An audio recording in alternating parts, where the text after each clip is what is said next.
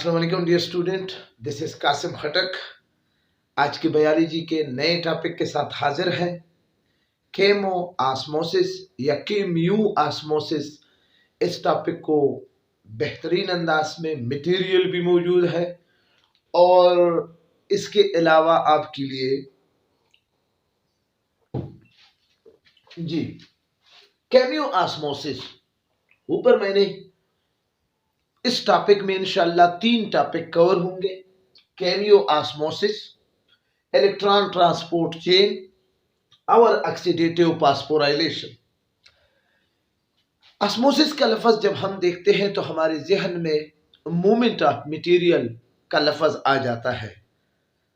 Movement of material across the semi permeable membrane from higher concentration to lower concentration, ये लफ्ज हमारे जहन में घूमता है। बहरहाल केमियो ऑस्मोसिस का लफ्जी मतलब क्या है? केमो का मतलब है केमिकल। यहां पर हमारे साथ केमिकल क्या है? हाइड्रोजन आयन है। और ऑस्मोसिस का मतलब है movement of material across the membrane, यानी मेम्ब्रेन को क्रॉस करेगा। आप इंशाल्लाह देखेंगे कि कैसे क्रॉस करता है, हायर कंसंट्रेशन से लोअर कंसंट्रेशन की तरफ कैसे मूवमेंट करेंगे, इंशाल्लाह आपको पता चलेगा। यहां पर भी एक डिफिनीशन मैंने लिखा है, the mechanism in which ATP synthesis occur an electron transport chain from ATP and inorganic phosphate, यानी ऐसा मैकेनिज्म जिसमें एटीपी बन जाते हैं इलेक्ट्रॉन ट्रांसपोर्ट चेन के दौरान, और किससे? एडीपी और इनऑर्गेनिक फॉस्फेट से। तो उस एटीपी सिंथेसिस के प्रोसेस को हम केमियो ऑस्मोसिस भी कहते हैं, ऑक्सीडेटिव फास्फोराइलेशन भी कहते हैं। ये सारे नाम इसके लिए याद किए जाते हैं। एक्सप्लेनेशन में तो जी ये केमियो ऑस्मोसिस का प्रोसेस डिफिनीशन के बाद, ये सेल के एक ऑर्गेनील जिसे पावर हाउस ऑफ सेल कहते हैं, माइटोकॉन्ड्रिया में होता है। अगर माइटोकॉन्ड्रिया के 2 मेम्ब्रेन है। अब जी मैं बनाने जा रहा हूं तो आप देखें जी, ये हमारे साथ एक आउटर मेम्ब्रेन है, ठीक है ना, जो स्मूथ है, आउटर मेम्ब्रेन।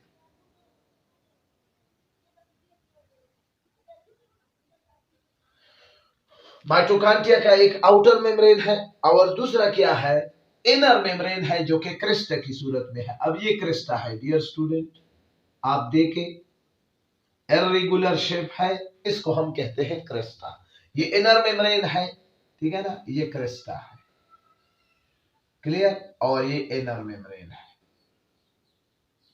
यहां तक आपको समझ आ गया? गुड। अब इस इनर मेम्ब्रेन के अंदर ये सारी चीजें मैंने आपके लिए लिखे हैं। Inside the inner membrane semi solid portion, यानी यहां पर आपको क्या होगा, यानी यहां पर आपको जी कुछ हाइड्रोजन आयन भी नजर आएंगे, कुछ आपको NADH2 भी नजर आएंगे और FADH2 भी नजर आएंगे। इस रीजन को हम कहते हैं मैट्रिक्स, ठीक है। इनर मेम्ब्रेन और आउटर मेम्ब्रेन, आउटर मेम्ब्रेन और इनर मेम्ब्रेन के दरमियान जो स्पेस होगा, ये इंटर मेम्ब्रेन स्पेस है, क्लियर। इसकी तो आई थिंक आपको समझ आ ही गई, ठीक है ना। सिंपल मैकेनिज्म ये है कि ये हाइड्रोजन आयन जो आपको नजर आ रहा है, इलेक्ट्रॉन ट्रांसपोर्ट चेन में जब ये यहां पर आ जाते हैं और वहां से फिर एक एंजाइम एटीपी सिंथेसिस के जरिए नीचे यही मैट्रिक्स में जब वापस आते हैं, तो वो उस वक्त एनर्जी रिलीज करती है एटीपी की शक्ल में। तो फिर हम इसको कहते हैं एटीपी केमो ऑस्मोसिस, ठीक है ना, एटीपी सिंथेसिस। इधर देखें, मैट्रिक्स से ये हाइड्रोजन एटम इस इलेक्ट्रॉन एक्सेप्टर या इस इलेक्ट्रॉन एक्सेप्टर के इलेक्ट्रॉन की एनर्जी की जोर पंप हो जाते हैं यहां पर, और यहां से फिर एक एंजाइम जिसको एटीपी सिंथेज एंजाइम कहते हैं, इसके जरिए वापस मैट्रिक्स में जब आते हैं तो एक एनर्जी रिलीज करते हैं, वो एक एनर्जी जनरेट करते हैं। उस एनर्जी को फिर हम कहते हैं कि ये एटीपी सिंथेसिस है। इस पूरे प्रोसेस को केमियोऑस्मोसिस कहते हैं। इंतहाई सिंपल है। आइए देखते हैं एक्सप्लेनेशन किस तरह है। ये मैकेनिज्म मैंने आपके लिए मटेरियल लिखा है, ये सारी चीजें भी आपके सामने है। तो शुरू करता हूं। इस इनर मेम्ब्रेन के साथ हमारा काम है, ठीक है ना। इस इनर मेम्ब्रेन के साथ हमारा काम है जी, ये इनर मेम्ब्रेन है। अब देखे करें, ये आपको, ये मैंने इनर मेम्ब्रेन को मैंने ड्रा कर लिया। ये असल में जब आप इलेक्ट्रॉन माइक्रोस्कोप में देखेंगे तो ये आपको डबल नजर आएगा। अब ये मैट्रिक्स वाला हिस्सा ये यहां पर है, ठीक है, और इंटर मेम्ब्रेन स्पेस वाला हिस्सा, ठीक है ना, इंटर मेम्ब्रेन स्पेस वाला हिस्सा जी कहां पर है, ये ऊपर है। क्लियर, ये हो गया। ये जी आगे फिर हमें तो थोड़ा, ये जी एंटर मेम्ब्रेन स्पेस है, एंटर मेम्ब्रेन स्पेस। क्लियर। अब इस इनर मेम्ब्रेन पर कुछ आपको कॉम्प्लेक्स प्रोटीन इसी तरह पड़े रहेंगे। ये एक, और ये दूसरा, और ये तीसरा, और ये चौथा, ठीक है।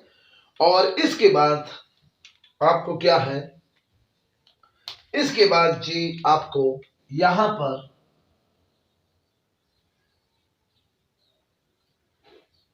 एक एंजाइम नजर आएगा जिसको हम कहते हैं एटीपी सिंथेसिस।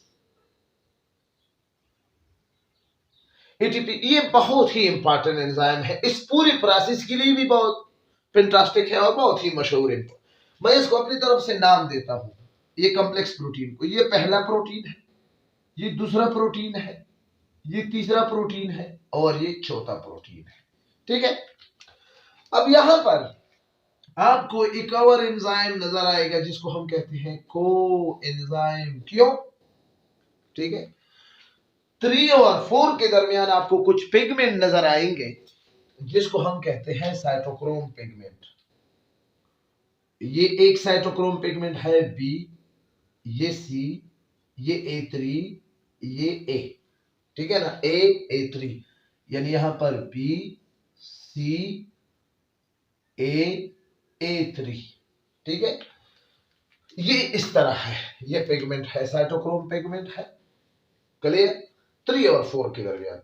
अब यहां पर जो मैट्रिक्स है जी, यहां पर आप मैट्रिक्स लिखे ताकि आपसे ये भूल न जाए, ये मैट्रिक्स है। अब यहां पर मैट्रिक्स में आपके साथ, सॉरी जी, ये आपके साथ इलेक्ट्रॉन एक्सेप्टर है, प्राइमरी इलेक्ट्रॉन एक्सेप्टर, और इसी तरह ये आपको के पास FADH2 है, और इसी तरह ये आपके पास क्या है, ये आपके पास यहां पर हाइड्रोजन प्लस है, आयन है।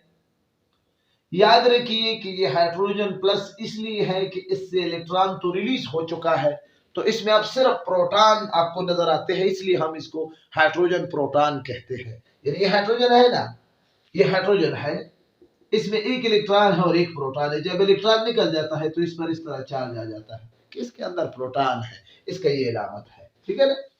अब ये क्या है, आपको नजर आ रहा है कि ये हाइड्रोजन आयन कंसंट्रेशन मैट्रिक्स में ज्यादा है, इंटर मेम्ब्रेन स्पेस में नहीं है, ठीक है ना। इसी तरह ये इलेक्ट्रॉन एक्सेप्टर, ये मैंने आपके लिए 2 बनाए हैं, बहुत सारे हैं। तो सबसे पहले ये NAD इलेक्ट्रॉन एक्सेप्टर, ये चीज आपने इलेक्ट्रॉन ट्रांसपोर्ट चेन में देखा होगा जी। सबसे पहले इससे इलेक्ट्रॉन रिलीज होंगे, 2 इलेक्ट्रॉन पहले प्रोटीन को रिलीज हो जाते हैं। अब जैसे ही ये इलेक्ट्रॉन रिलीज हो जाते हैं, इस प्रोटीन के अंदर एनर्जी आ जाती है, और वो एनर्जी इस हाइड्रोजन आयन को जो मैट्रिक्स में पड़े हैं उसको वो क्या कर लेते हैं, पंप कर लेते हैं ऊपर। कहां पर, इंटर मेम्ब्रेन स्पेस में, ठीक है ना। यहां पर आप डायग्राम में देखेंगे तो आपको ये यहां पर नजर आएंगे। Clear clear. अब ये यहां से उड़ गए। क्लियर। अब इसके बाद ये इलेक्ट्रॉन चला जाता है, एक्सेप्ट हो जाता है कोएंजाइम क्यों। याद रखिए कि यहां पर ऑक्सीडेशन और रिडक्शन का कंसेप्ट आपको लाजमी तौर पर आना चाहिए। ऑक्सीडेशन और रिडक्शन का कंसेप्ट ये है कि एक ये कंपाउंड है ए और ये दूसरा कंपाउंड है बी। अगर ए कंपाउंड इलेक्ट्रॉन लॉस कर ले तो इसमें ऑक्सीडेशन हो गया और बी कंपाउंड वो ही इलेक्ट्रॉन ले ले तो फिर हम कहते हैं कि ये रिडक्शन है। एक ऑक्सीडाइज और एक रिडक्शन, ये कंसेप्ट आपके जहन में होने चाहिए। लेकिन याद रखिए हाइड्रोजन के लॉस को भी ऑक्सीडेशन कहते हैं, लेकिन ऑक्सीजन के लॉस को रिडक्शन कहते हैं और ऑक्सीजन के गेन को ऑक्सीडेशन कहते हैं। ठीक है ना। ये चीज आप जरा आपके जहन में होनी चाहिए। इधर मैट्रिक्स में ये फोटोलाइसिस का भी प्रोसेस हुआ है। जी अब क्या है, सॉरी जी, तो ये इलेक्ट्रॉन यहां पर आ जाते हैं कोएंजाइम क्यों, तो ये ऑक्सीडाइज और ये रिड्यूस। पहले ये रिड्यूस था, ठीक है ना, और ये ऑक्सीडाइज था। अब ये इससे इलेक्ट्रॉन जाने के बाद, ये दो इलेक्ट्रॉन जाने के बाद कोएंजाइम क्यों क्या हो जाता है, रिड्यूस। याद रखिए कि ये इलेक्ट्रॉन कोएंजाइम क्यों में आकर कोई भी हाइड्रोजन आयन को मैट्रिक्स से पंप नहीं करेंगे क्योंकि ये इस वक्त इस मूड में नहीं है। ठीक है ना। अब ये इलेक्ट्रॉन आगे जाता है, इसी तरह ये इसमें चला जाता है। इसमें जाने के बाद इलेक्ट्रॉन के अंदर, इस कंपाउंड के अंदर फिर एनर्जी आ जाती है और फिर कुछ हाइड्रोजन आयन पंप हो जाते हैं उस एनर्जी की मदद से। कहां पर चले जाते हैं, मैट्रिक्स से चले जाते हैं कहां पर, इंटर मेम्ब्रेन स्पेस पर। ठीक है ना। अब ये सारे चले गए, इसी तरह ये सारे होते रहते हैं। और इधर ये इलेक्ट्रॉन थर्ड से होकर साइटोक्रोम बी में और फिर साइटोक्रोम सी में, साइटोक्रोम ए में, साइटोक्रोम ए3 में और फिर साइटोक्रोम ए3 से साइटोक्रोम 4 में और फिर यहां पर ऑक्सीजन एटम इस इलेक्ट्रॉन को रिसीव कर लेते हैं और ये ऑक्सीजन एटम इस हाइड्रोजन के साथ मिलकर, हाइड्रोजन आयन के साथ मिलकर जो मैट्रिक्स में मौजूद है वाटर बना लेते हैं। इस वाटर को हम क्या कहेंगे, मेटाबॉलिक वाटर। ये वो वाटर नहीं है जिसको आप समझते हैं कि ये इसको हम पी भी सकते हैं। ये वो वाटर है जिसको मेटाबॉलिक वाटर कहते हैं। इसको हम अक्सर सांस में इस्तेमाल करते हैं, सांस लेने में। ठीक है ना। ये वो वाटर है। बात खत्म हो गई। सारे हाइड्रोजन आयन ऊपर चले गए। इसी तरह ये Fed इलेक्ट्रॉन खारिज कर लेते हैं, ये सेकंड कंपाउंड में आ जाते हैं। इसकी मदद से भी कुछ हाइड्रोजन आयन ऊपर जा सकते हैं। ठीक है ना। लेकिन ये इस तरह जाकर चला जाता है। अब सारे हाइड्रोजन आयन आपको मैट्रिक्स से चले गए हैं, किधर चले गए हैं, इंटर मेम्ब्रेन स्पेस में। अब ये आपको पता है कि ये देखो मैं इस चीज को उठा रहा हूं, इसके अंदर कौन सी एनर्जी आ रही है, पोटेंशियल एनर्जी आ रही है। तो इसके अंदर कौन सी एनर्जी है, यहां पर पोटेंशियल एनर्जी है Pe। तो अब क्या है, याद रखिए कि ऊपर से जब चीजें गिरती है तो वो बगैर एनर्जी के गिरती है। ठीक है ना। अब ये हाइड्रोजन आयन यहां पर आकर इस एंजाइम के जरिए नीचे आएंगे, इस तरह नीचे आएंगे और इसमें एक एनर्जी भी है। हर इलेक्ट्रॉन, हर हाइड्रोजन आयन में, हर केमिकल में एनर्जी है। ये एनर्जी इसकी अपनी है, एटीपी सिंथेसिस की नहीं है। ये इस तरह जब नीचे आएगी, इस एनर्जी की वजह से एडीपी के साथ एक और फास्फेट मिलकर एटीपी बनेंगे। ठीक है ना। इसी तरह हर एक के साथ नीचे जब ही आएंगे ये एनर्जी इसी तरह एटीपी बनाएगी। और आपको पता है कि एक एटीपी मॉलिक्यूल के अंदर कितना है, 7.3 कैलोरीज एनर्जी है। तो ये इस तरह देखो, इस आयन का खुद ब खुद एटीपी सिंथेसिस के जरिए नीचे आने से एटीपी एनर्जी बनती जाती है। ठीक है ना। और इस पूरे प्रोसेस को फिर हम कहते हैं केमोऑस्मोसिस। याद रखिए कि ये वो एनर्जी है, ये क्रेब्स साइकिल की एनर्जी है, ये इलेक्ट्रॉन ट्रांसपोर्ट चेन की एनर्जी है। और ये आप जब इस एनर्जी को, ये वो एनर्जी होगी जो सन से आई है, क्या भी लाइट एनर्जी, ठीक है ना। जब इस एनर्जी के पीछे आप जब जाएंगे जाएंगे जाएंगे तो आखिर में ये एनर्जी आपको नजर आएगी कि ये तो वही एटीपी एनर्जी है जो कि सोलर एनर्जी ने इब्तिदाई तौर पर हमें दी थी ग्लूकोज को। और फिर इसके बाद ग्लाइकालिस हुआ, फिर इसके बाद क्रेब्स साइकिल हुआ, फिर इसके बाद इलेक्ट्रॉन ट्रांसपोर्ट चेन हुआ, और इलेक्ट्रॉन ट्रांसपोर्ट चेन में इलेक्ट्रॉन एक्सेप्टर की कंप्लीट ऑक्सीडेशन से हमें एटीपी एनर्जी मिली, ठीक है ना। तो केमोऑस्मोसिस वो प्रोसेस है कि जिसके जरिए हमें इस तरह की एनर्जी मिलती है। इस तरह आप देखो, यहां से ये दरमियान में आपको परमिएबल मेम्ब्रेन नजर आ रहा है, मूवमेंट हो गया। अब जब यहां पे कंसंट्रेशन केमिकल्स के कम हो गए तो फिर वहां से कंसंट्रेशन शुरू हो गई। जब दोबारा वहां से आप आएंगे तो फिर उस सूरत में एनर्जी रिलीज होगी। इस एनर्जी को हम फिर कहते हैं, इस तरह के प्रोसेस जब इलेक्ट्रॉन ट्रांसपोर्ट चेन में हो जाए तो फिर हम इसको कहते हैं केमोऑस्मोसिस। केमोऑस्मोसिस को 1961 में पीटर मैकल ने सबसे पहले डिस्कवर किया था। मैकेनिज्म आपके सामने है। When electron move in electron transport chain, ये देखो इलेक्ट्रॉन ट्रांसपोर्ट चेन है, इट लूज एनर्जी, तो ये एनर्जी लूज करते हैं, विच इज यूज, जिसको इस्तेमाल करके टू पंप हाइड्रोजन, यहां से हाइड्रोजन चले गए ऊपर को फ्रॉम माइटोकॉन्ड्रियल मैट्रिक्स, ये माइटोकॉन्ड्रियल मैट्रिक्स था ना, to inter membrane space. In result, अब रिजल्ट में क्या होगा, hydrogen ion concentration is increase. अब देखो, ये देखो, and develop concentration gradient. Concentration gradient, gradient किसको कहते हैं, जब दो लेवल हो। मिसाल के तौर पर ये एक लेवल है, ये फर्स्ट लेवल है और ये दूसरा लेवल है। प्रेशर ग्रेडियंट, यहां पर 50 प्रेशर है, यहां पर 100 है, तो यहां इसको कहते हैं प्रेशर ग्रेडियंट, ठीक है ना। डेंसिटी ग्रेडियंट, यहां पर 50 डेंसिटी है, उधर 100 है, यानी जब दो डेंसिटी का फर्क हो, जब दो प्लेसेस पर प्रेशर का डिफरेंस हो, जब दो प्लेसेस पर कंसंट्रेशन मिकदार की फर्क हो। अब देखो यहां पर कितना ज्यादा है और यहां पर कितना कम है, ठीक है ना। तो हाइड्रोजन आयन की इस तरह की कंसंट्रेशन के लिए हम ग्रेडियंट, कंसंट्रेशन ग्रेडियंट का between mitochondrial matrix and inter membrane space, when hydrogen ion diffuse from inter. अब ये एंटर मेम्ब्रेन स्पेस से जब एटीपी सिंथेज एंजाइम के जरिए नीचे आएगा, जनरेट एनर्जी, तो ये एनर्जी जनरेट करेगा in the form of ATP. तो इस पूरे प्रोसेस को फिर हम क्या कहते हैं कि ये क्या है, ये क्या है, ये जी केमियोऑस्मोसिस है। ये मैकेनिज्म है, ये एक्सप्लेनेशन है, ये डायग्राम है, और ये डिफिनीशन है, ये डिस्कवरी है, और ये डिफिनीशन है। और इन chemiosmosis, electron transport chain, oxidative phosphorylation भी इसको कहते हैं। इनसे आप स्क्रीनशॉट ले ले, याद रखिए, आप पहले स्क्रीनशॉट ले लें इनसे, ठीक है ना। अब जी याद रखिए कि हमेशा आप इस वीडियो को आराम से देखें, इंशाल्लाह बहुत मटेरियल इसमें है। इस तरह बायो एनर्जेटिक का पूरा चैप्टर, सारे टॉपिक पूरे हो गए।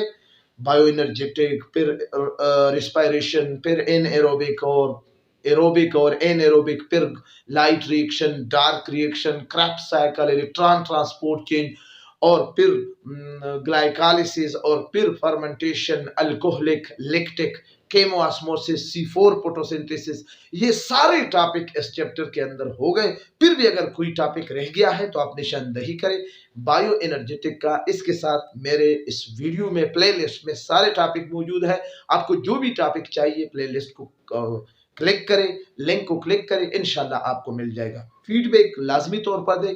चैनल को अगर आपने अभी तक भी सब्सक्राइब नहीं किया है तो डियर स्टूडेंट, या बहुत ज्यादा कर रहे हो, लाइक तो बनता है कि हम इतनी कोशिश आप लोगों के लिए कर रहे हैं, लाइक भी करें, सब्सक्राइब भी करें।